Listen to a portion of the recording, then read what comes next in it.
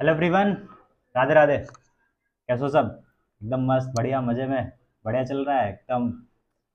हाँ, पिछले कुछ दिनों से कोई भी वीडियो नहीं आ पा रही थी। 10th का भी मामला अटक गया था थोड़ा सा। कोई नहीं, वो हो जाएगा सब कुछ धीरे धीरे करके। वापस आ गया, है ना। I am back. ठीक है। तो आज हम कुछ ऐसी चीज़ों के बारे में बात करने जा रहे हैं। ठीक है। जैसे कि ये for chemistry students, for science students है कि आप लोग जब केमिस्ट्री पढ़ रहे होते हो, खासकर केमिस्ट्री, ठीक है, तो होता है क्या उसके अंदर, कई जगहों पे कई ऐसे टर्म्स आते हैं जिनका एग्जैक्टली मीनिंग हमें नहीं पता होता, और सारी चीजें छुपी उसी में होती हैं। होता है ना ऐसा?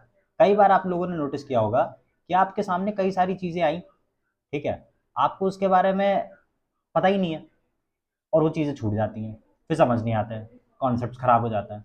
ठीक है। तो आज हम उन्हीं कुछ चीजों के बारे में बात करने वाले हैं। ठीक है।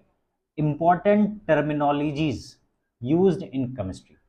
कुछ ऐसे इंपॉर्टेंट टर्म्स जो केमिस्ट्री के अंदर उपयोग होते हैं। ठीक है। और उसकी वजह से आप अपना जो आपकी पढ़ाई है उसको इजी कर पाओगे। ठीक है ना। बहुत छोटी छोटी चीज़ें, 9, 10, 11, 12 सब कुछ आएगा इसके अंदर। ठीक है ना। कुछ 9th के लिए होंगी, कुछ 10th के लिए होंगी, कुछ 11th के लिए होंगी, कुछ 12th के लिए होंगी, लेकिन पढ़नी सारी होती है ना। कुछ छूट भी गई होंगी, हमसे जितनी हो पाई हम लेकर के आए हैं आज। तो चलिए फिर शुरू करते हैं। तो पहला है हमारे पास एटम। अब भाई जहां से केमिस्ट्री की शुरुआत होती है। ठीक है। जहां से क्या होती है भाई? केमिस्ट्री की शुरुआत होती है। ठीक है। तो एटम होता क्या है? अच्छा, यहाँ पे जो एटम लिखा हुआ है, ठीक है, इसकी जरा डेफिनेशन देखते हैं। डेफिनेशन क्या कहती है? The smallest particle of an element that retain its chemical properties. ठीक, मतलब कि कोई भी हमारा एक एलिमेंट है, मान लेते हैं एलिमेंट हमारा क्या है, मान लेते हैं सोडियम है। ठीक है। सोडियम हमारा क्या है? एक एलिमेंट है। अब इस एलिमेंट को बनाने के लिए भैया एटम लगे होंगे। लगे होंगे, सबसे छोटी चीज होती है। जैसे कि बायोलॉजी के अंदर सबसे छोटी चीज सेल होती है, वैसे केमिस्ट्री के अंदर सबसे छोटी चीज एटम होती है। अब इन दोनों में सबसे छोटी चीज क्या होती है पता है? सबसे छोटी चीज एटम होती है। सेल और एटम में छोटी चीज एटम ही होती है, क्योंकि एटम जो होता है वो सबसे छोटा पार्ट होता है जो किसी भी एलिमेंट को बनाता है। और आगे लिखा हुआ रिटेन इट्स केमिकल प्रॉपर्टीज, अपनी केमिकल प्रॉपर्टी को रिटेन करके रखता है। केमिकल प्रॉपर्टी को रिटेन करने का मतलब पता है क्या है? कि भाई अगर ये सोडियम है, ठीक है, ये सोडियम चाहे जहां रहे, चाहे जिस वेशभूषा में रहे, कैसा भी रहे, सोडियम अपनी प्रॉपर्टी नहीं खोने वाला, एटम के फॉर्म में जब तक है। ठीक, नहीं खोने वाला। बस ये चीज होती है कि एटम क्या होता है, सबसे छोटा पार्टिकल होता है किसी भी एलिमेंट का, जो अपनी केमिकल प्रॉपर्टी को रिटेन करके रखता है, बना करके रखता है। फॉर एग्जाम्पल, जैसे कि हाइड्रोजन एटम H हो गया, ऑक्सीजन का एटम O हो गया। ठीक। और अगर फॉर एग्जाम्पल अगर चीजें याद रखनी है कि भाई एटम क्या होता है, तो समझ लो जैसे कोई बिल्डिंग होती है, बिल्डिंग, बड़ी सी बिल्डिंग बन गई भाई, 20 फ्लोर की बिल्डिंग बन गई। अब उतनी बड़ी बिल्डिंग को बनाने के लिए सबसे छोटी छोटी चीजें क्या लगी थी? ब्रिक लगी थी, ईटे, ईट लगी थी ना। तो बस वही चीज है, ब्रिक क्या हो गया? एटम हो गया। ठीक, समझ गए ना? Building block of matter just like bricks है ना, वॉल, वॉल यहाँ पे लिखा हुआ है। ठीक है, क्लियर है? तो एटम समझ गया। ठीक। नेक्स्ट बढ़ते हैं आगे। मॉलिक्यूल, हाँ भाई, तो अगली चीज आती है मॉलिक्यूल। अब बात आती है भैया मॉलिक्यूल क्या होता है। तो समझो भैया, जैसे कि मान लो एक एटम इधर है, ठीक, एक एटम तुम्हारा इधर है ना, ये तुम्हारे दो एटम हो गए। अब जब ये दोनों एटम एक साथ केमिकली बॉन्ड हो जाएंगे, मतलब यहां से लेकर के यहां तक इनके बीच में एक केमिकली बॉन्ड बन जाएगा। ठीक है, क्या बन जाएगा? एक केमिकली बॉन्ड बनेगा। और केमिकली बॉन्ड होकर जब ये दोनों चीजें आपस में एक साथ जुड़ी होंगी, तब उसे क्या बोला जाएगा? मॉलिक्यूल बोला जाएगा। क्या बोला जाएगा? मॉलिक्यूल बोला जाएगा। ठीक है, जैसे कि एग्जांपल लिया गया H2O, तो इसके अंदर दो हाइड्रोजन एटम है। कितने एटम है? दो हाइड्रोजन एटम है, नजर आ रहे साफ साफ। एंड वन ऑक्सीजन एटम है। एक किसका एटम है? ऑक्सीजन का एटम है। क्लियर? तो दो हाइड्रोजन एटम और एक ऑक्सीजन एटम मिल करके क्या बनाए? H2O। और ये जो H2O है इसे क्या कहा जाएगा? मॉलिक्यूल कहा जाएगा। क्या कहा जाएगा? मॉलिक्यूल। मतलब जब दो या दो से ज्यादा एटम एक साथ कंबाइन करते हैं, जुड़ते हैं, तब क्या बनता है बेटा? मॉलिक्यूल बनता है। क्लियर है ये बात? है ना। एटम क्लियर, सबसे छोटी यूनिट एलिमेंट की। और मॉलिक्यूल क्या? जब दो या दो से ज्यादा एटम एक साथ केमिकली जुड़ते हैं, बॉन्ड बनाते हैं, तब क्या बनता है, मॉलिक्यूल बनता है। ठीक है ना। अब यहाँ पे इजी नोट वाला एक टॉपिक है कि group of atoms acting as one unit. ठीक, मतलब कि कई सारे एटम का ग्रुप मिला करके एक यूनिट बनता है, उसे कहते हैं, मतलब कि जैसे कि H2O कितने मॉलिक्यूल है यहाँ पर, वन मॉलिक्यूल है। ठीक है, वो बात। Next, element. एलिमेंट क्या होता है, अब भाई समझो, एलिमेंट होता है एक प्योर सब्सटेंस। क्या होता है, एलिमेंट होता है एक प्योर सब्सटेंस, और बनता किससे, वन काइंड ऑफ एटम से। ये दो बातें बहुत जरूरी हैं। ठीक है, one kind of atom. Element purest substance है, प्योरेस्ट समझ लो, प्योरेस्ट। एलिमेंट प्योरेस्ट सब्सटेंस है जो सिर्फ और सिर्फ एक ही काइंड के एटम से बना होता है। अगर जैसे कि मैंने एक सबसे पहले एग्जांपल जो लिया था वो सोडियम के लिया था, तो सोडियम के अंदर यहाँ पर भी सोडियम, यहाँ पर भी सोडियम, यहाँ पर भी सोडियम, ये सब सोडियम है। मैं जितने सर्कल्स बना रहा हूँ ये सारे के सारे क्या है, सोडियम है। ये सारे के सारे क्या है, सोडियम है। ये सारे के सारे सोडियम है, तभी तो सोडियम का एलिमेंट बन के तैयार हुआ। मतलब 6.023 इंटू 10⁻23 एटम्स जब मिले तब जा करके सोडियम का एलिमेंट तैयार हुआ, समझे। और ये सारे के सारे सोडियम के एटम्स हैं। एलिमेंट क्या होता है, प्योरेस्ट फॉर्म होती है जिसके अंदर एक ही काइंड का एटम यूज होता है। For example iron, oxygen.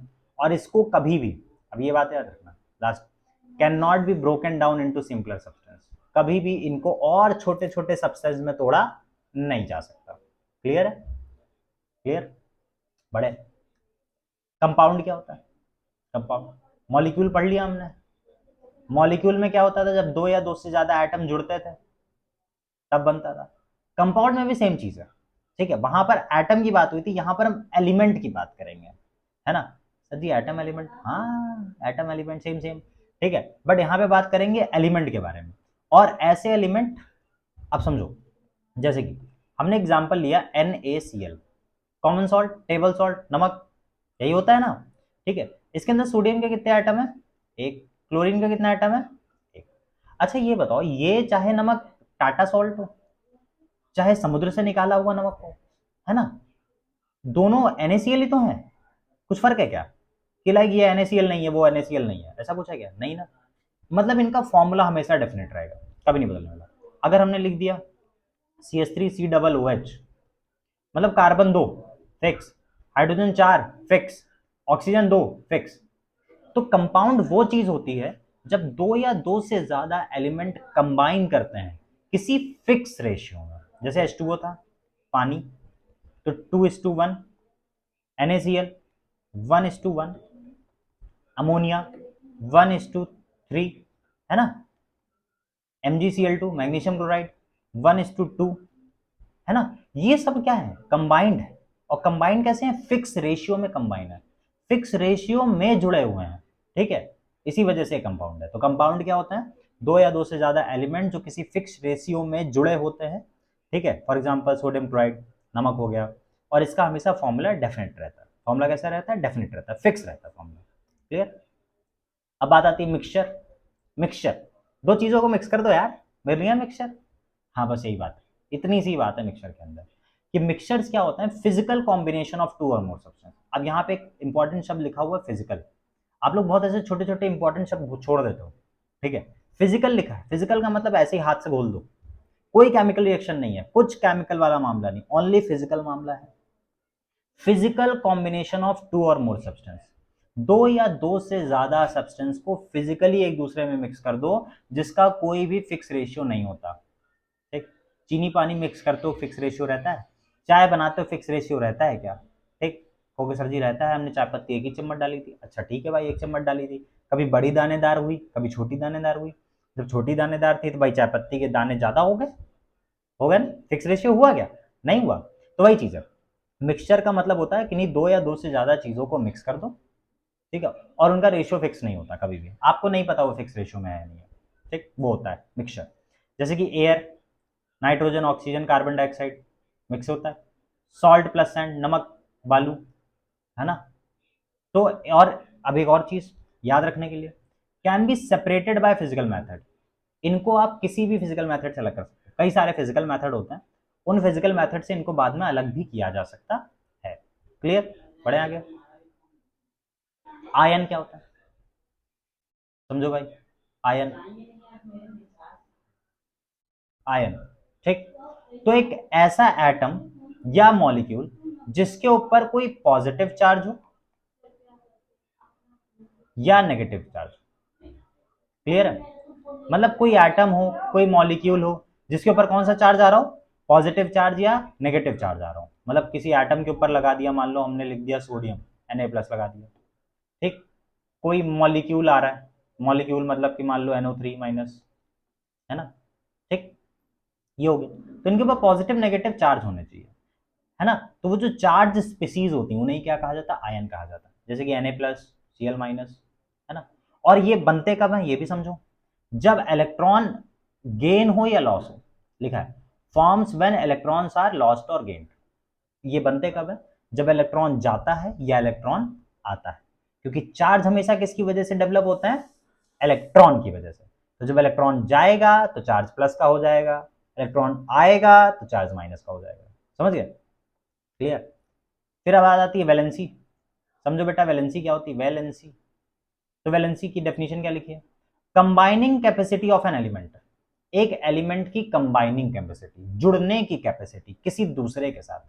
या फिर बोल सकते हो कि नंबर ऑफ इलेक्ट्रॉन गेन्ड और लॉस्ट और शेयर्ड, कि कितने ऑफ नंबर ऑफ इलेक्ट्रॉन्स, कितने इलेक्ट्रॉन लिए या कितने इलेक्ट्रॉन दिए या कितने इलेक्ट्रॉन की शेयरिंग करी। इन तीनों में से कोई भी एक चीज आपको वैलेंसी बता देगी। या तो किसी एलिमेंट ने इलेक्ट्रॉन दिए होंगे, है ना, वैलेंसी हो। किसी एलिमेंट ने इलेक्ट्रॉन लिए होंगे, वैलेंसी हो गई। किसी एलिमेंट ने दूसरे एलिमेंट के साथ इलेक्ट्रॉन शेयर किए होंगे, वो वैलेंसी हो गई। समझ गए? तो किसी भी एलिमेंट की कंबाइनिंग कैपेसिटी दूसरे के साथ जुड़ने की, जिसमें इलेक्ट्रॉन दिए जाते हों या इलेक्ट्रॉन लिए जाते हों या इलेक्ट्रॉन शेयर किए जाते हों, उस चीज को बोला जाता है वैलेंसी। जैसे कि हाइड्रोजन के ऊपर आप लोगों ने देखा होगा 1+ चार्ज होता है, मतलब हाइड्रोजन की वैलेंसी 1 है। ऑक्सीजन के ऊपर -2 देखा होगा, मतलब ऑक्सीजन की वैलेंसी 2 है। ठीक है। और इससे पता चलता है कि हाउ एन एलिमेंट बॉन्ड्स, किस तरीके से एलिमेंट जुड़ते हैं। वैलेंसी हमें क्लियर कराती है कि भैया एलिमेंट जुड़ता है वैलेंसी की वजह से। क्लियर?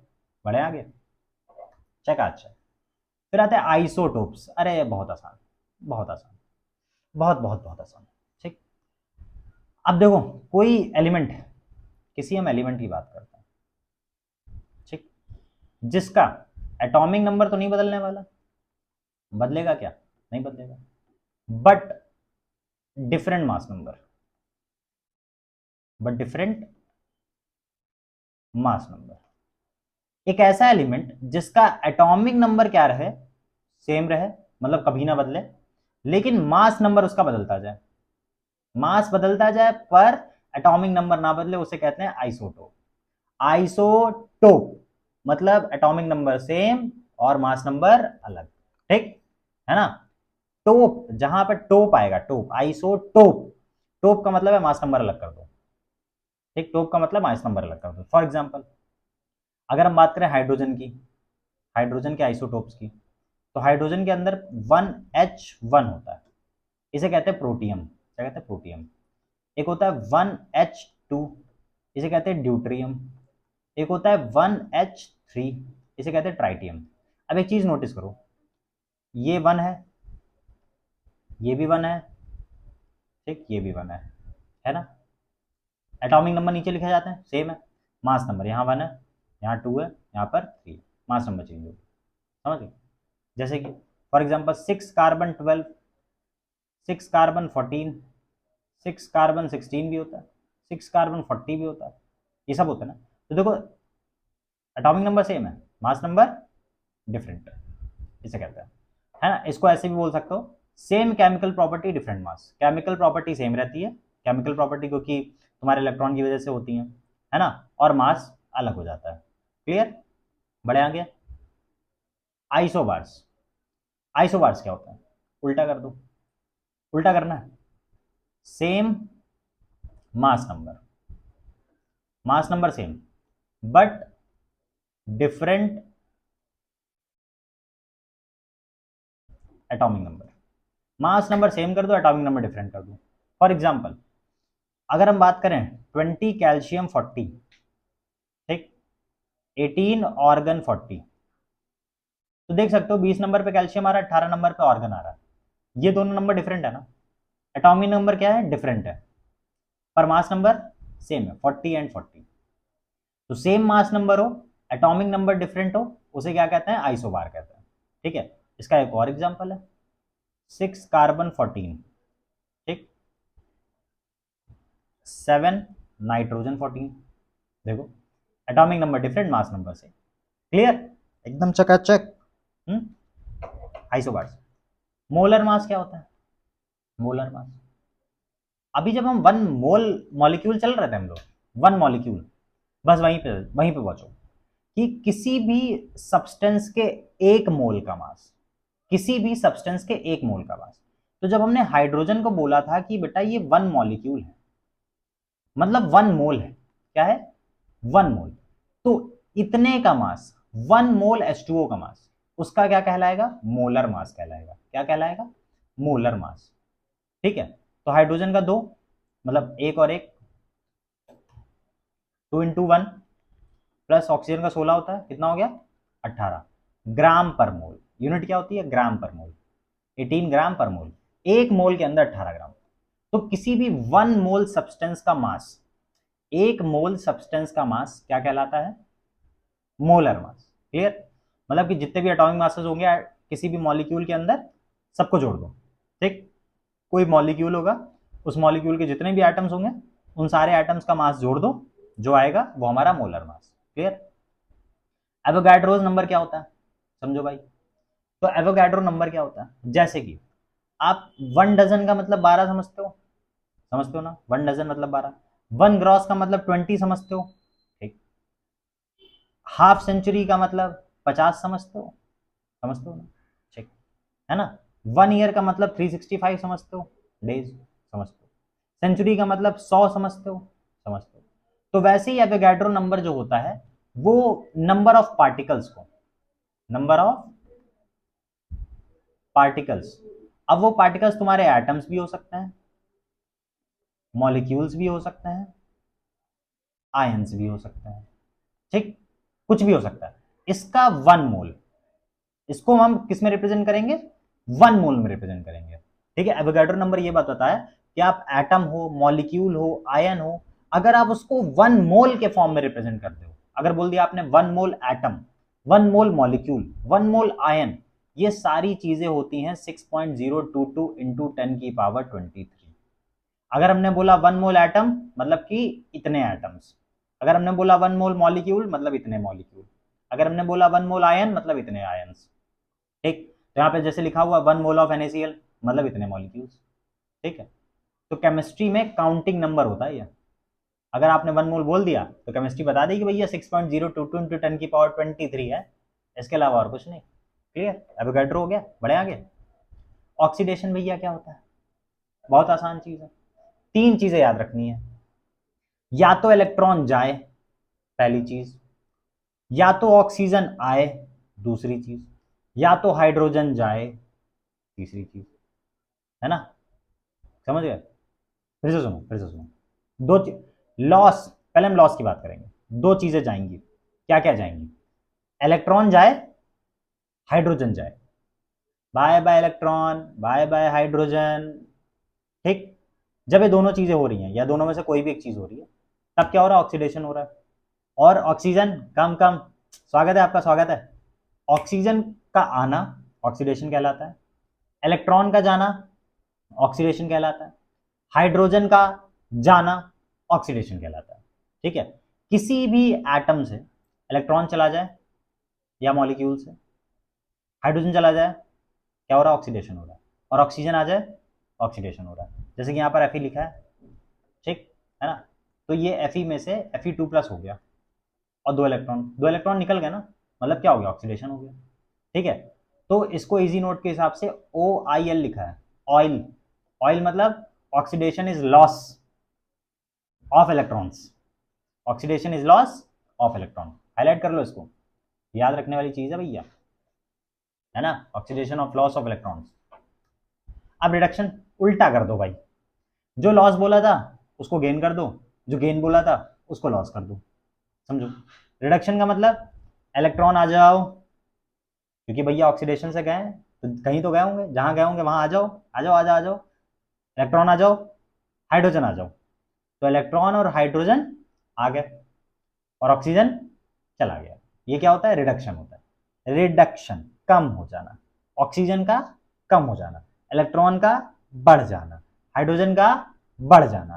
ठीक, जैसे कि कॉपर। ठीक, कॉपर है, कॉपर के पास 2 प्लस चार्ज था, 2 इलेक्ट्रॉन मिल गए इसको, क्या बन गया? कॉपर बन गया, नॉर्मल कॉपर। ये कॉपर आयन था, 2 प्लस चार्ज, 2 इलेक्ट्रॉन मिल गए, कॉपर बन गया। तो इसको बोलते हैं RIG, रिग, मतलब रिडक्शन इज गेन। ऑक्सीडेशन का मतलब था लॉस होना। ठीक, किसका लॉस होना? इलेक्ट्रॉन का लॉस होना। ठीक है, और किसका लॉस होना? तुम्हारा हाइड्रोजन का लॉस होना। रिडक्शन मतलब रिग, गेन होना। रिडक्शन इज गेन, इलेक्ट्रॉन का गेन करना। क्लियर? चलो भाई, इलेक्ट्रोनेगेटिव, अरे बहुत इजी चीज है। इलेक्ट्रो मतलब इलेक्ट्रिसिटी, नेगेटिव मतलब माइनस चार्ज। हो गया, मतलब समझो, tendency of an atom to attract electron to a chemical bond.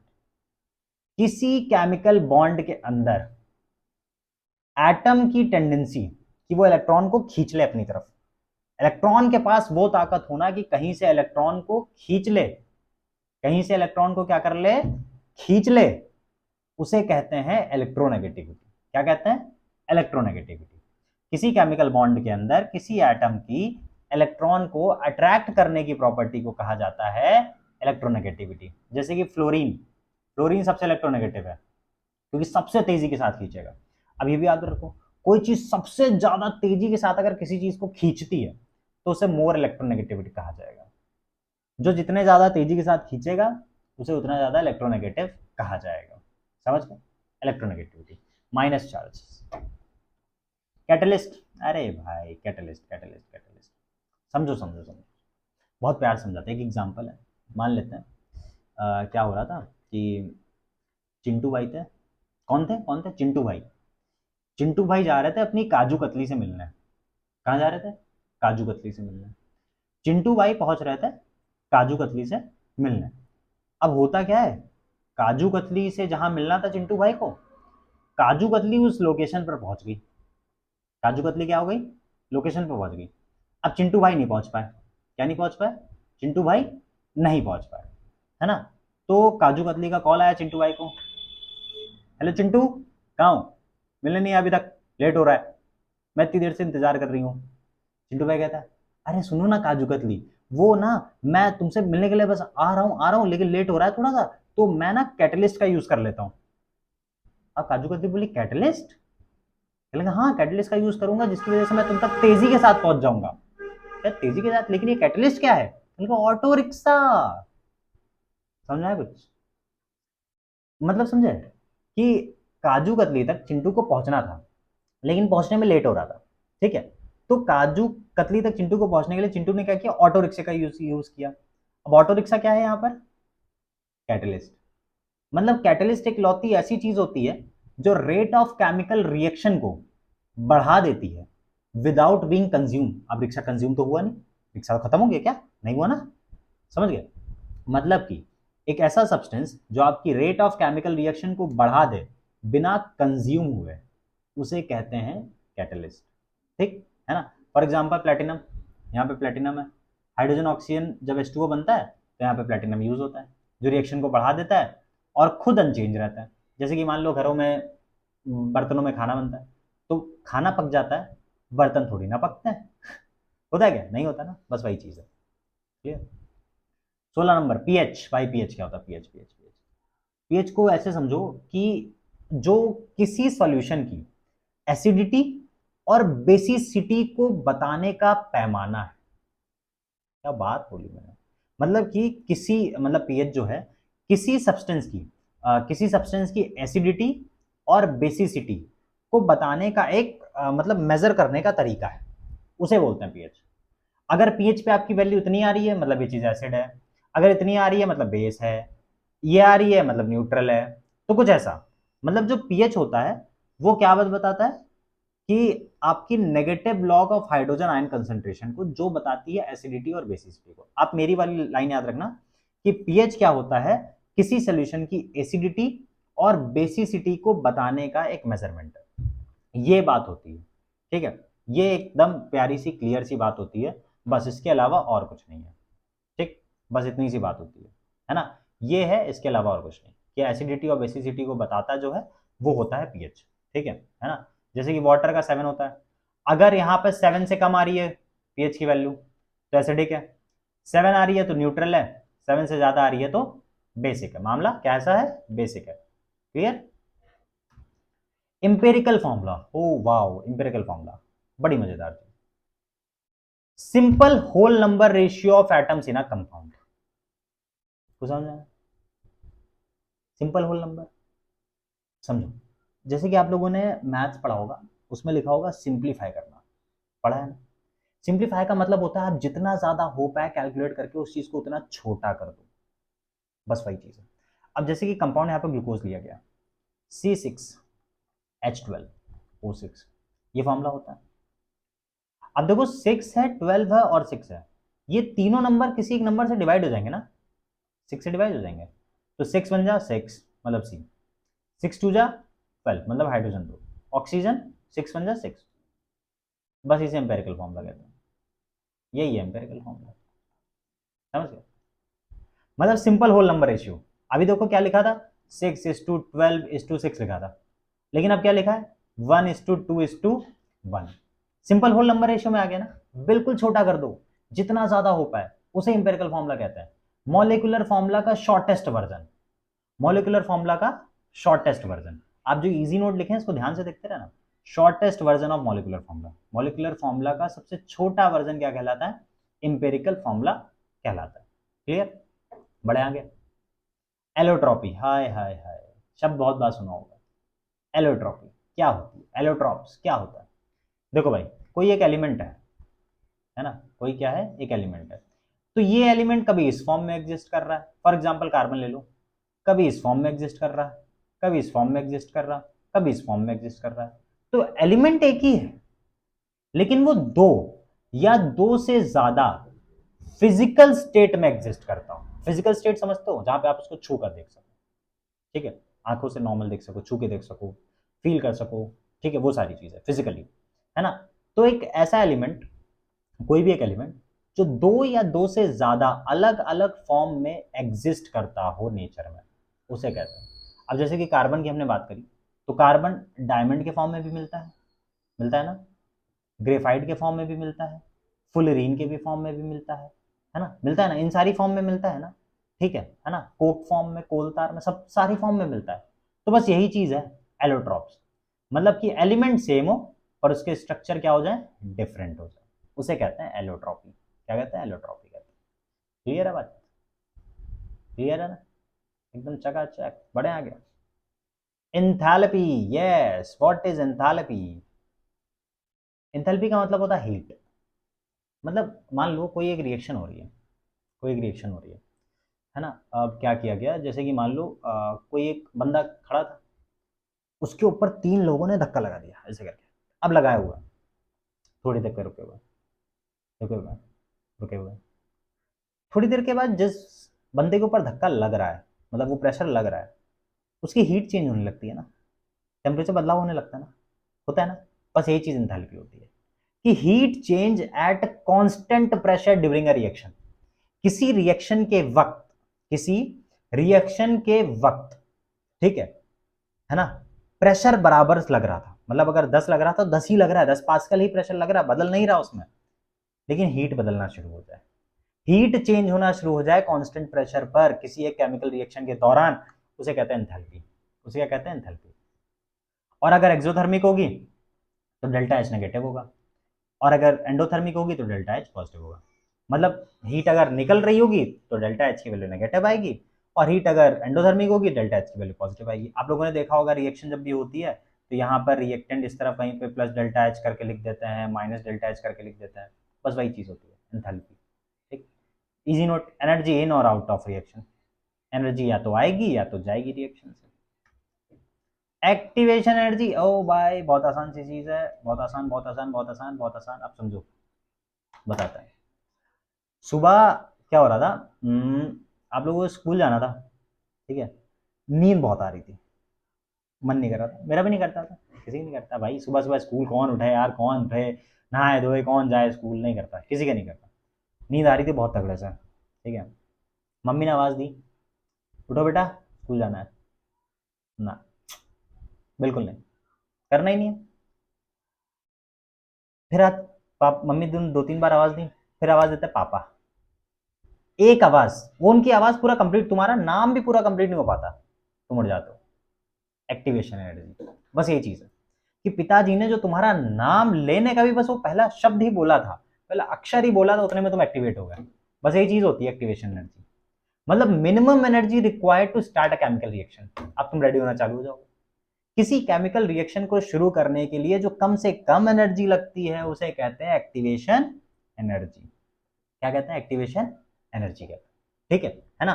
For example, spark needed to ignite LPG gas, जैसे कि एलपीजी गैस जलानी होती है, वो स्टोव जलाना होता है, आप लाइटर से खिचिक कर दो, हल्का सा स्पार्क निकलता है, जल जाती है ना? समझो, kick start energy for a reaction, किसी रिएक्शन को स्टार्ट करने के लिए हल्की सी किक मारो, जैसे बाइक स्टार्ट करने के लिए किक मारनी पड़ती है, तो किक मारी एक्टिवेट हो गई, बस यही चीज़ है, किक मारी एक्टिवेट हो गई, मामला खत्म, टाटा बाय बाय हो गया, बस यही चीज़ है। नेक्स्ट बढ़े आगे, हाइब्रिडाइजेशन, नाम बड़े हैं, दर्शन तय बड़े, बस समझना है, छोटे भी हैं, मतलब समझ जाओगे अभी आसान, नाम बड़े बड़े, हाइब्रिडाइजेशन नाम सुनकर डर लगता है और कुछ नहीं है, हम बताते हैं ना। समझो लिखा क्या है, डेफिनेशन समझो, mixing of atomic orbital to form new orbital of equal energy. Atomic orbital का मिक्स होना और क्या बना देना, नई ऑर्बिटल बना देना।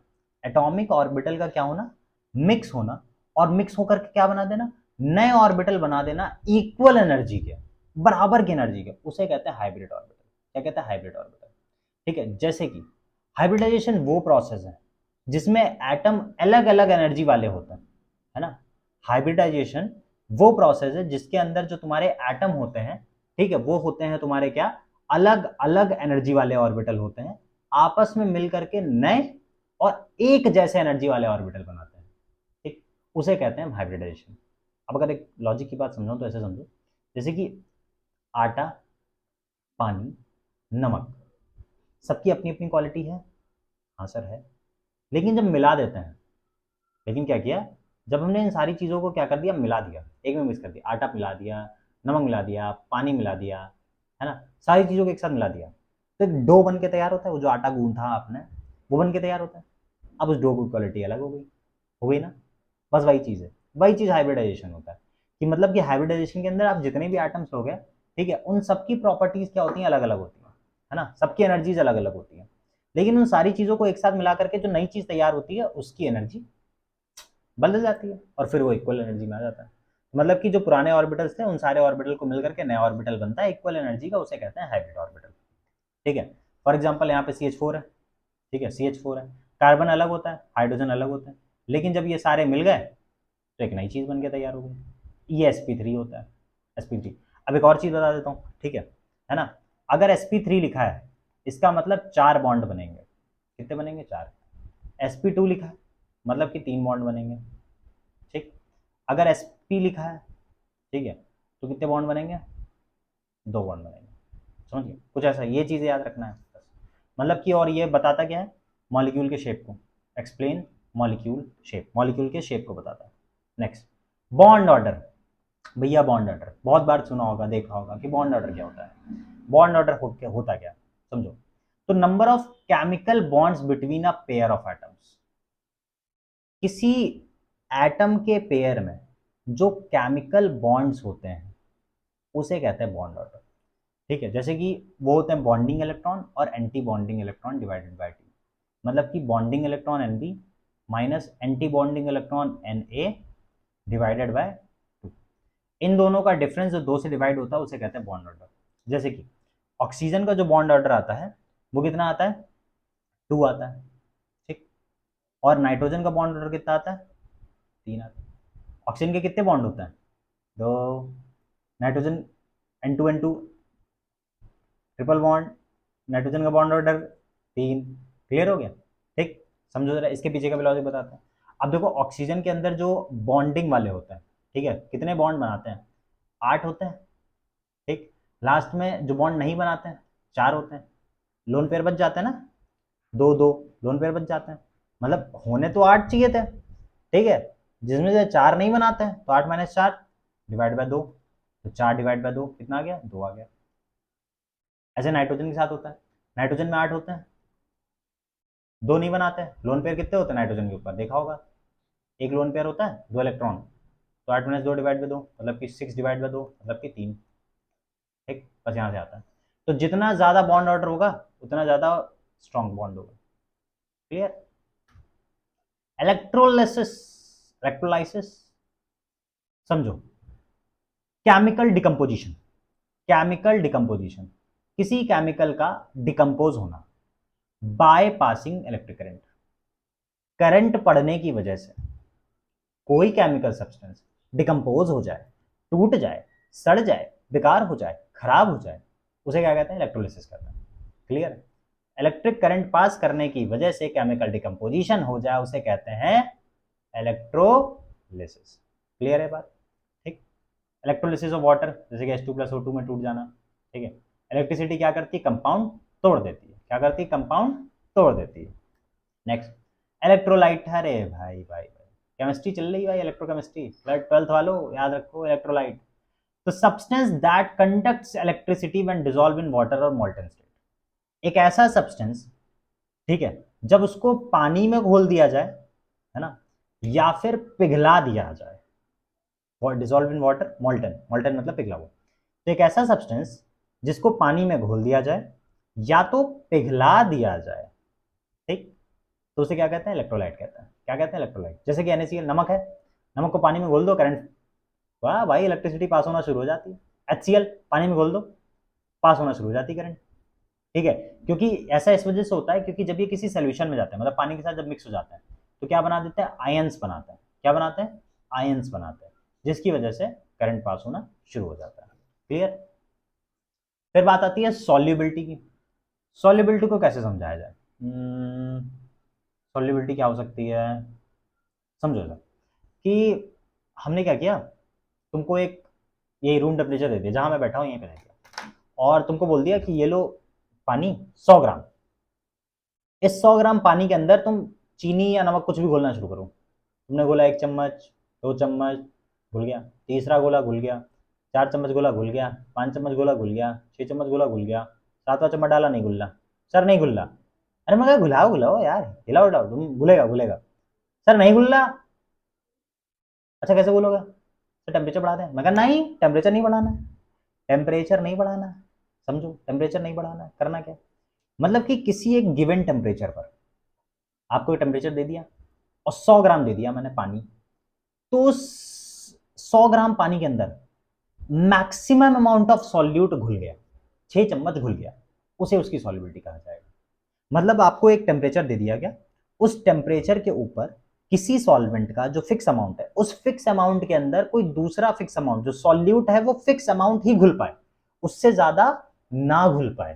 ठीक है, मतलब कि एक फिक्स अमाउंट सॉल्यूट किसी फिक्स अमाउंट सॉल्वेंट के अंदर, ठीक है, घुले, बस उसे सॉल्युबिलिटी कहा जाता है। कितना घुला, उसे क्या कहा जाता है, सॉल्युबिलिटी कहा जाता है।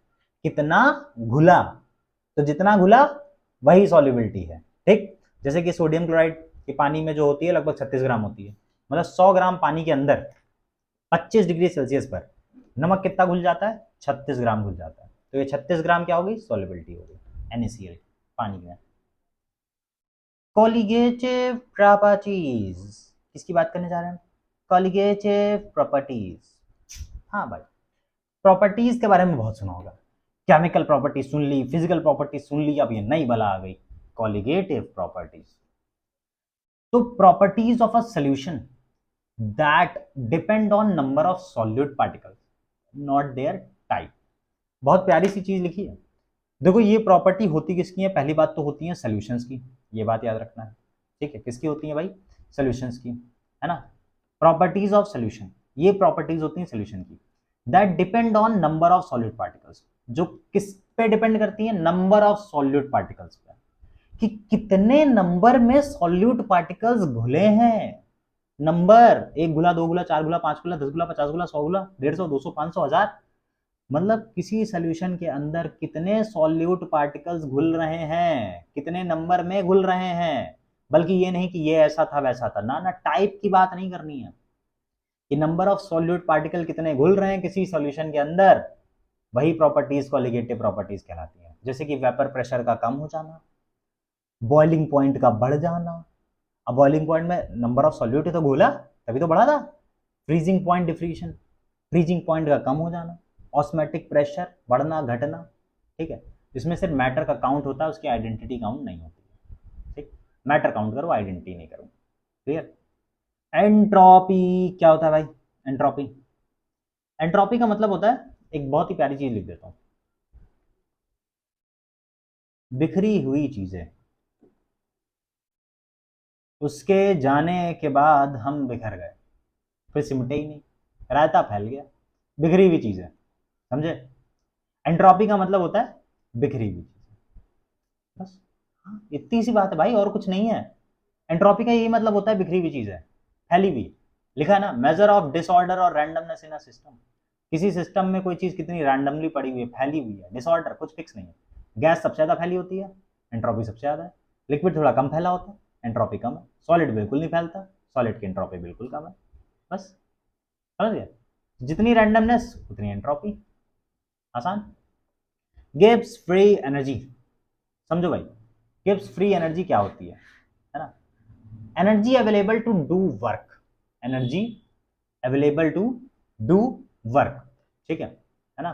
Energy available to do work, काम करने की जो एनर्जी है, ठीक है, किसी कांस्टेंट टेम्परेचर एंड प्रेशर पर, किसी कांस्टेंट टेम्परेचर एंड प्रेशर पर, उसे गिब्स फ्री एनर्जी कहा जाता है।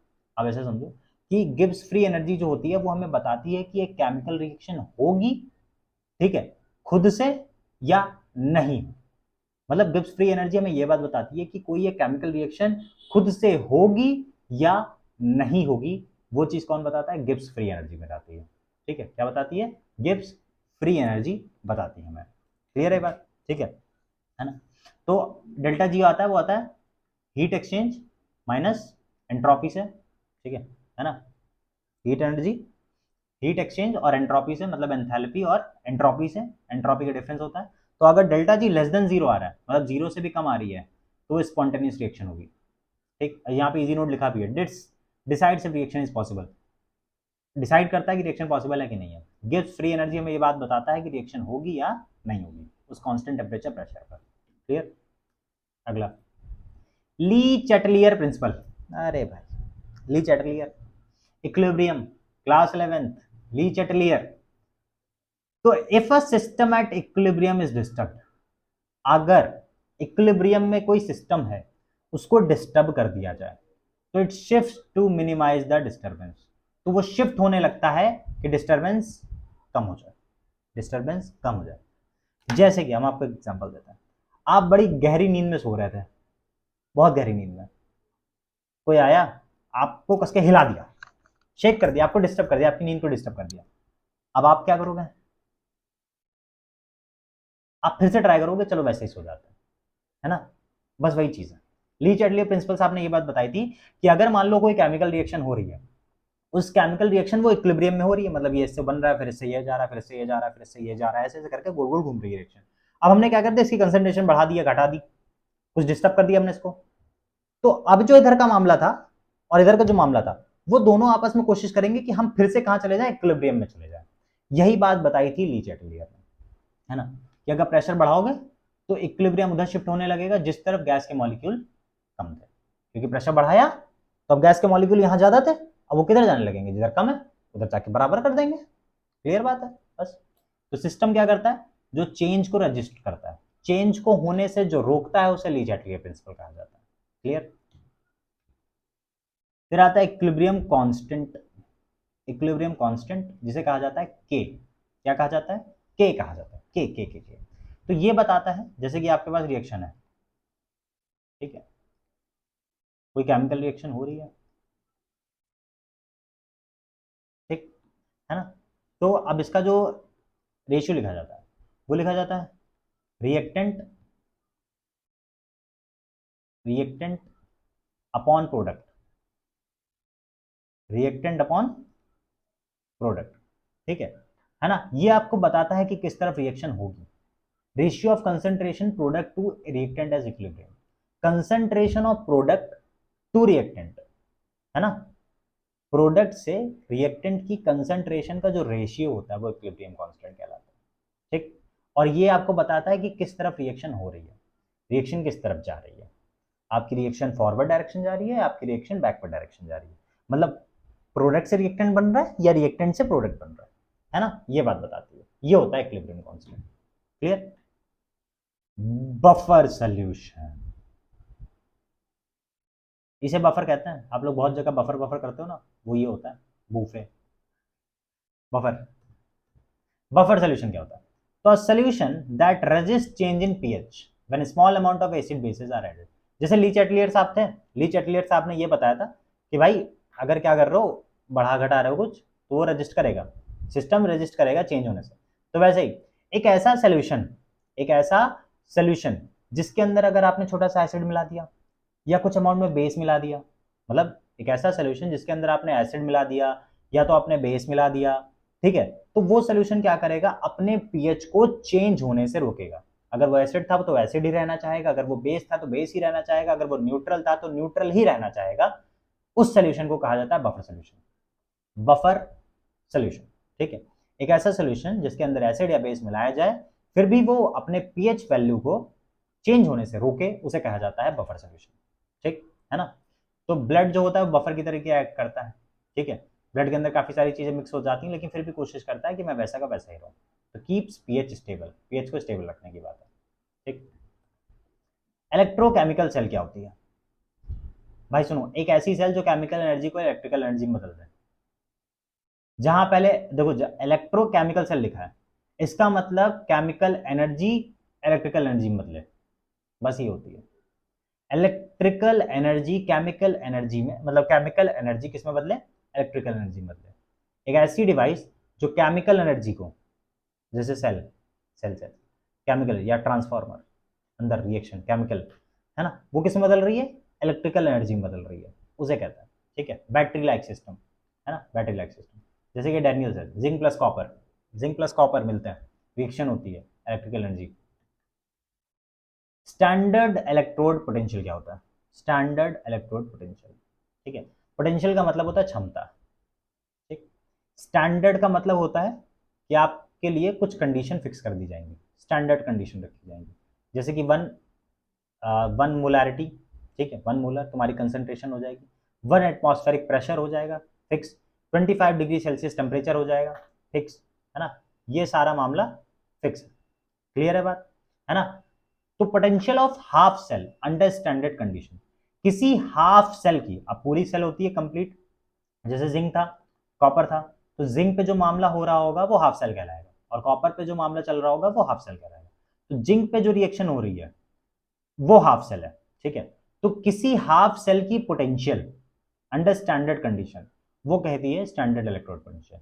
मतलब कि यहां पर ये बात पता चलती है कि क्या इलेक्ट्रॉन लूज होंगे या इलेक्ट्रॉन गेन होंगे, इलेक्ट्रॉन गेन होंगे या इलेक्ट्रॉन लूज होंगे, इलेक्ट्रॉन गेन करने की क्षमता या इलेक्ट्रॉन लूज करने की क्षमता, ability, potential under standard condition, मतलब one molarity, one atmospheric pressure, 25 degree Celsius temperature, इस पे जो आएगी पोटेंशियल उसी को स्टैंडर्ड इलेक्ट्रॉन पोटेंशियल कहा जाता है, जिसे प्रेजेंट किया जाता है E naught. Clear. Next, rate of reaction क्या होता है भाई, समझो भाई लोग, रेट ऑफ रिएक्शन, तो change in concentration of reactant product per unit time. अब जहां पर भी रेट आ जाए, रेट का मतलब होता है टाइम, सारी चीज को किससे डिवाइड कर दो, टाइम से डिवाइड कर दो, किससे डिवाइड कर दो, टाइम से, है ना। मतलब कि कंसंट्रेशन ऑफ रिएक्टेंट और प्रोडक्ट पर यूनिट टाइम, किसी यूनिट टाइम में रिएक्टेंट की कंसंट्रेशन बदल रही हो या प्रोडक्ट की कंसंट्रेशन बदल रही हो। अब जैसे कि यहाँ पर ए प्लस बी है, यहाँ पे सी प्लस डी हो रहा है, तो पहले इसकी कंसंट्रेशन 50 थी, इसकी कंसंट्रेशन 60 थी मान लो, अब यहाँ पहुँचते पहुँचते इसकी कंसंट्रेशन ये 40 हो गई, इसकी कंसंट्रेशन 30 हो गई, तो कंसंट्रेशन घटी, है ना। इसकी मान लो पहले 10 थी, 20 थी, इसकी मान लो ये 30 हो गई, ये 40 हो गई, बढ़ गई। तो वही चीज़ है कि रेट ऑफ कंसंट्रेशन का बढ़ना या घटना पर यूनिट टाइम में, मान लो ये चीज़ें 2 मिनट में हुई थी, तो उसे क्या कहेंगे, हम रेट ऑफ रिएक्शन कह देंगे। जैसे decomposition of H2O2 slow, H2O2 जब डिकम्पोज होता है तो स्लो होता है, लेकिन जैसे हम NO2 डाल दे तो तेज हो जाता है, ठीक। तो हाउ फास्ट रिएक्शन हैपेंस, कितनी तेज रिएक्शन हो रही है, उस चीज को बताता है rate of reaction. Order of reaction क्या होता है? आप समझो, जो कंसंट्रेशन होती है, कंसंट्रेशन पावर के फॉर्म में लिखी जाती है, ठीक है। रेट लॉ में ये बात बताई गई है, chemical kinetics chapter, chemical kinetics class 12, ठीक है, जिसके अंदर रेट लॉ में ये बात बताई गई है कि जो कंसंट्रेशन होती है वो पावर के फॉर्म में लिखी जाती है। तो जितनी भी पावर है कंसंट्रेशन की, उन सबका सम, उन सबको जोड़ दो, ठीक है, रिएक्टेंट होते हैं खासकर, उन सबको जोड़ दो, वो कहलाता है रेट ऑफ रिएक्शन, मतलब ऑर्डर ऑफ रिएक्शन, ठीक है, जिसे रेट से रिप्रेजेंट किया जाता है। रेट बराबर के, मान लो ए की पावर 2 थी, ए की कंसंट्रेशन 2 थी, बी की कंसंट्रेशन 1 थी, तो 2 + 1 मतलब कि 3, ठीक, ये होता है कंसंट्रेशन की पावर, पावर का सम कर दो, जो आता है वो ऑर्डर ऑफ रिएक्शन को बताता है। हाफ लाइफ क्या होती है? ठीक है भाई, हाफ लाइफ का मतलब ये होता है कि रिएक्टेंट है, यहाँ रिएक्टेंट है, इसकी कंसंट्रेशन 100 थी, अब इस कंसंट्रेशन को 50 होना है, आधा होना है, तो इस कंसंट्रेशन को आधा होने में, रिएक्टेंट को आधा डिकम्पोज होने में लगा समय, है ना, रिएक्टेंट को आधा डिकम्पोज होने में लगा समय हाफ लाइफ कहलाता है, T1/2, जो होता है 0.693/K, फर्स्ट ऑर्डर के लिए। किसके लिए होता है ये? फर्स्ट ऑर्डर के लिए होता है, मतलब टाइम फॉर हाफ गॉन, आधा जाने, आधा चला गया, आधा जाने का जो टाइम होता है उसे कहते हैं हाफ लाइफ। अगला कोवेलेंट बॉन्ड, अरे भाई बड़ी प्यारी चीज है, बड़ी प्यारी। हमने देखो बॉन्ड कौन कौन से होता है, आयनिक, कोवेलेंट, कोऑर्डिनेट, मेटेलिक, कई सारे होते हैं।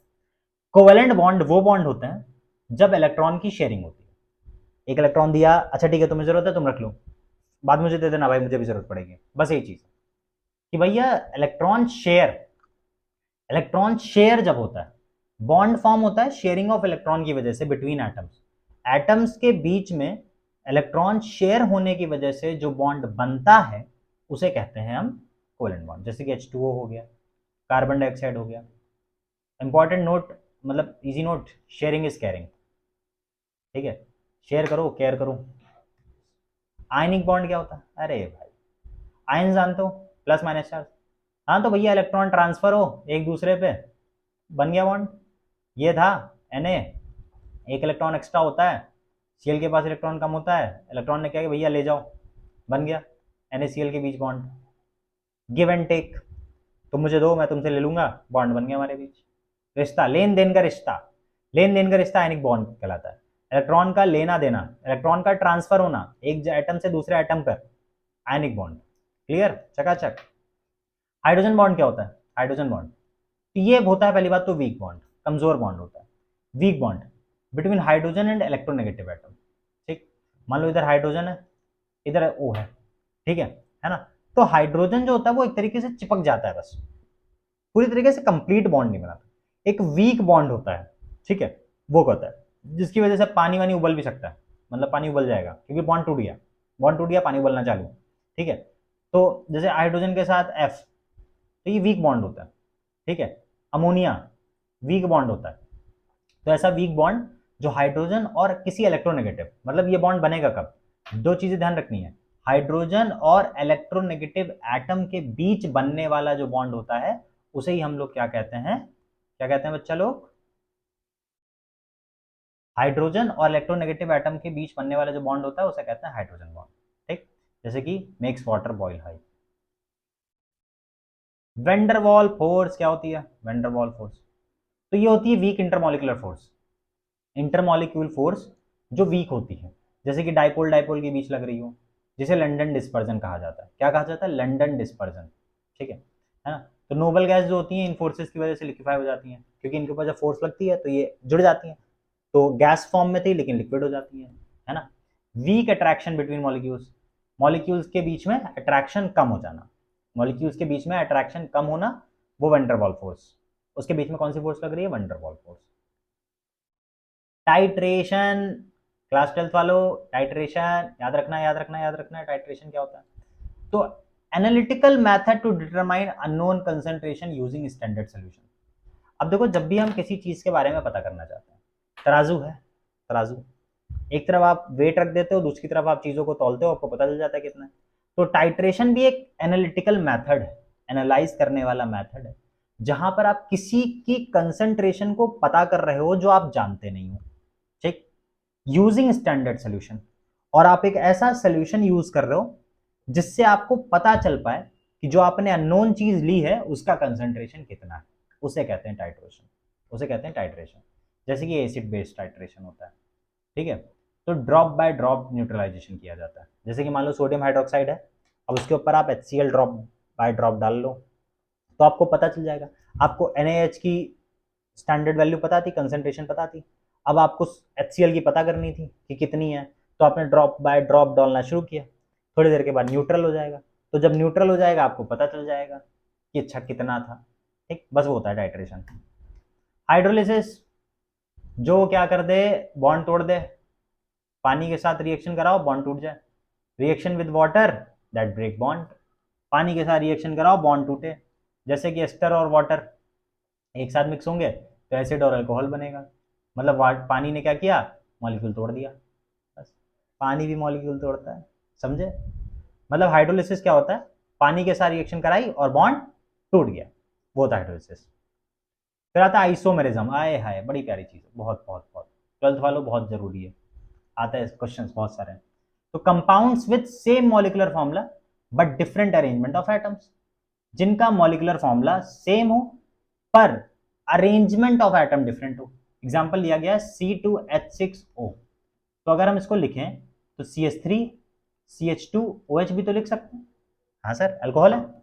और इसको हम CH3OCH3 भी तो लिख सकते हैं, हाँ सर लिख सकते हैं। तो ये तो ईथर है और ये अल्कोहल है कि नहीं फर्क। मतलब मॉलिक्यूलर फॉर्मूला सेम था लेकिन अरेंजमेंट ऑफ एटम अलग थे।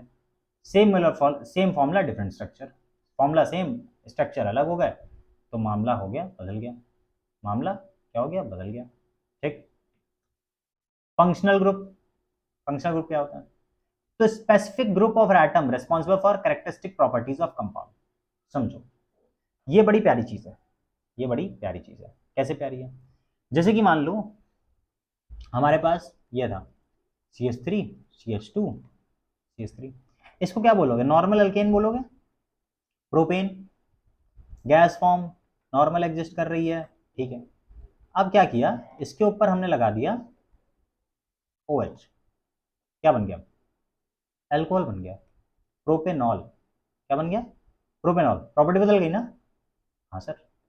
चलो भाई CH3CH2COOH, प्रोपेनोइक एसिड, बदल गया ना। अब डिफरेंस देखो कहां था, डिफरेंस था ये, क्या हो गया, डिफरेंस था ये OH और यहाँ पे ये COOH, यही तो फंक्शनल ग्रुप है, ये तो क्या फंक्शनल ग्रुप, इन्हीं तो फंक्शनल ग्रुप कहा गया, बस। फंक्शनल ग्रुप जो क्या कर दें, किसी कंपाउंड की प्रॉपर्टीज को बदल दें, एक ऐसे ग्रुप ऑफ एटम्स जो किसी कंपाउंड की कैरेक्टरिस्टिक प्रॉपर्टी को बदल दें, उन्हें कहते हैं फंक्शनल ग्रुप, है ना। जैसे अल्कोहल, कार्बोक्सिलिक एसिड, मान लो अगर हम यहाँ पे O लगा देते बीच में, ठीक है, ईथर, फंक्शनल ग्रुप बदल गया, तो signature group of organic compound ये होता है हमारा। नेक्स्ट, एरोमेटिक कंपाउंड्स क्या होता है, ऐसे ऑर्गेनिक कंपाउंड जिसके अंदर बेंजीन की रिंग हो या उनसे मिलती जुलती, ऐसे ऑर्गेनिक कंपाउंड जिसके अंदर बेंजीन की रिंग हो, जैसे ये टॉलविन, ठीक है ना, इन्हें एरोमेटिक कंपाउंड कहते हैं। बेंजीन के ऊपर H2, एनिलीन, ठीक है, एनिलीन, है ना। बेंजीन के ऊपर N2Cl, BDC, benzene diazonium chloride, special ring, extra stability, ring special होगी, स्टेबिलिटी बढ़ जाएगी। क्रोमैटोग्राफी, क्रोमैटोग्राफी क्या होता है, technique for separation mixtures into based on different absorption, mixtures को अलग अलग करना उनके एड्जॉर्प्शन के बेसिस पे। आपके में क्लास 12 में सरफेस केमिस्ट्री है नहीं, वरना पढ़ने को मिलता क्रोमैटोग्राफी, ठीक है। जैसे कि जो फिल्टर पेपर होता है, ठीक है, वो रेनबो शो करता है इंक पेन से। जैसे कि आप लोगों ने नोटिस किया होगा कभी कभी कि कोई पेपर है, उस पेपर के ऊपर हल्की सी आप इंक डालो, ब्लू कलर की मान लो इंक डाल दो, पानी है नीचे सोल्यूशन, अब आपने देखा होगा कि वो इंक कभी ऐसे ऐसे ऐसे धीरे धीरे धीरे करके घुल के बजा रही होगी। आप चेक करना, ठीक है, क्रोमैटोग्राफी रियल लाइफ डाल करके देखना, शॉर्ट्स वॉट्स पे यूट्यूब शॉर्ट्स देखते ही होगे आप लोग, उस पर चेक करना जरा, है ना, कि क्रोमेटोग्राफी में क्या होता है कि इंक जो होता है वो कलर्स में टूटना शुरू हो जाता है, आपको पता चलता है, दिखता है, वो होती है टेक्निक, जहां पर किसी मिक्सचर को उनके एड्सॉर्प्शन के बेसिस पे अलग अलग किया जाए। जैसे फिल्टर पेपर रेनबो शो करता है नॉर्मल इंक, पेन इंक से, हाँ फिल्टर पेपर छानता है। डिस्टिलेशन ये भी एक प्रोसेस है, process of separating liquids based on difference in boiling point, boiling point के बेसिस पे लिक्विड को अलग अलग करना। जैसे कि अल्कोहल का प्योरिफिकेशन, अल्कोहल को जो प्योरीफाई करता है, जैसे हीट, एवेपोरेट, कंडेंस, कलेक्ट, समझो। अब मान लो कि हमने क्या करना है, किसी चीज़ को प्योरीफाई करना है। अब नमक पानी है, नमक पानी मिक्स था, उबाल दिया हमने, ठीक, अभी तो सॉल्ट वाटर है, बॉइलिंग पॉइंट ज़्यादा होगा, लेकिन पानी उबलेगा, तो उसे पानी पानी उबलेगा, नमक नमक जम जाएगा, तो पानी पानी जो उबलेगा वो कंडेंस हो गया, एवोपरेट हो गया, मतलब जा करके जम गया ढक्कन पे, फिर आप उसको अलग कर लो, ठंडा कर लो, ठंडा करके पानी निकल आएगा, डिस्टिलेशन। बस यही चीज़ होती है डिस्टिलेशन, प्योर कर देना, प्योरिफिकेशन ऑफ एनीथिंग, ठीक है, क्योंकि बॉइलिंग पॉइंट सबका अलग अलग होता है, उबालने के जो पॉइंट होते हैं, उबालने का जो टेम्परेचर होता है सबका अलग अलग होता है, तो उस टेम्परेचर पे, टेम्परेचर के हिसाब से चीज़ों को अलग अलग कर देना, उसे कहते हैं डिस्टिलेशन। सब्लिमेशन बड़ी आसान चीज़ है, 9 में पढ़ी है, 9 follow. Direct conversion of solid gas, solid किस में बदल जाए, गैस में बदल जाए, लिक्विड स्टेट में नहीं जाना चाहिए, बीच में एक लिक्विड स्टेट आती है उसमें नहीं जाना चाहिए, सॉलिड डायरेक्टली किस में बदले, गैस में बदले, बिना लिक्विड स्टेट में जाए, उसे कहते हैं। जैसे कि आयोडीन, कैम्फर, कैम्फर मतलब कपूर, ड्राई आइस सूखी बर्फ, कार्बन डाइऑक्साइड, तो सॉलिड डायरेक्टली किस में बदल जाए, गैस में बदल जाए, जैसे कि नैप्थलीन की बॉल्स कपड़ों में रखी जाती ना, वैसी। एलॉय, एलॉय क्या होता है, होमोजीनस, होमो मतलब एक जैसा, मिक्सचर, दो चीजें मिलानी है, तो जब दो या दो से ज्यादा मेटल या मेटल नॉन मेटल, मेटल दो या दो से ज्यादा, मेटल या नॉन मेटल, ठीक है, जब आपस में मिक्स किए जाते हैं और कुछ इस तरीके से मिक्स किए जाते हैं कि पता ही ना चले कि मिक्स है ना, मतलब बराबर कि ऐसा पता ना चल पाए कि अच्छा ये यहाँ पर है ये यहाँ पर है, ना ना ना, ना पता नहीं चलना चाहिए। तो होमोजीनियस मिक्सचर दो या दो से ज्यादा मेटल का, ठीक है, दो या दो से ज्यादा मेटल का मिक्सचर, ठीक है, होमोजीनियस मिक्सचर, ठीक है, वो कहलाता है एलॉय। क्या कहलाता है, एलॉय। जैसे कि brass, copper, zinc, steel, iron और कार्बन, ठीक, ऐसे बनता है। तो metal mixed are better strength, metal mix किए जाते हैं ताकि स्ट्रेंथ बढ़ जाए, उनकी ताकत बढ़ जाए, क्लियर है। क्रिस्टल लैटिस क्या होता है, क्रिस्टल लैटिस, तो regular 3D arrangement of atoms, ions और मॉलिक्यूल्स इन अ सॉलिड, किसी एटम की, आयन की या किसी मॉलिक्यूल जो सॉलिड फॉर्म में होता है उसकी अरेंजमेंट, 3D अरेंजमेंट, जैसे कि आप लोगों ने देखा होगा ऐसे करके, है ना, ठीक है, या फिर ऐसे ऐसे करके, ऐसे करके, अलग अलग तरीके से देखा होगा, है ना, तो ये जो चीजें होती हैं इन्हें क्रिस्टल लैटिस कहा जाता है, क्रिस्टल लैटिस। जैसे कि सोडियम क्लोराइड जो नमक होता है उसकी लैटिस होती है डायमंड की। आप लोगों ने खड़ा नमक देखा है, खड़ा नमक, जिसे लोन कहते हैं, गाँव में लोन कहा जाता है ना, लोन, है ना, खड़ा नमक, ऐसे बड़े बड़े से एकदम होता है पत्थर टाइप के, तो अगर कभी इसको बिल्कुल साफ सुथरा नमक देखना तो अंदर डायमंड जैसा होता है, वही होती है क्रिस्टल लैटिस, ठीक है। जैसे कि ब्रिक वॉल का अरेंजमेंट, है ना, ईंटों से बनी दीवार, ठीक, समझ गए, क्लियर। तो बस आज के लिए इतना ही रखते हैं, ठीक है, बाकी हमने 50 लगभग कर दिए, हो सकता है कुछ इतने ही शायद और रह गए होंगे, ठीक है, तो वो हम लोग कब करेंगे, नेक्स्ट वाले लेक्चर में करेंगे, क्लियर है। हो सकता है नेक्स्ट वाला लेक्चर आज ही आ जाए, पता नहीं है, मतलब जैसा भी रहेगा, या फिर कल आएगा, क्लियर है, कोई दिक्कत कोई परेशानी, बढ़िया से देखना, बढ़िया से समझना, समझ में आया होगा, कमेंट सेक्शन में समझ में आया है तो डाल देना सर समझ में आ गया, और साथ साथ क्या डालना है, राधे राधे, ठीक है, तो मिलते हैं फिर, ओके, राधे राधे।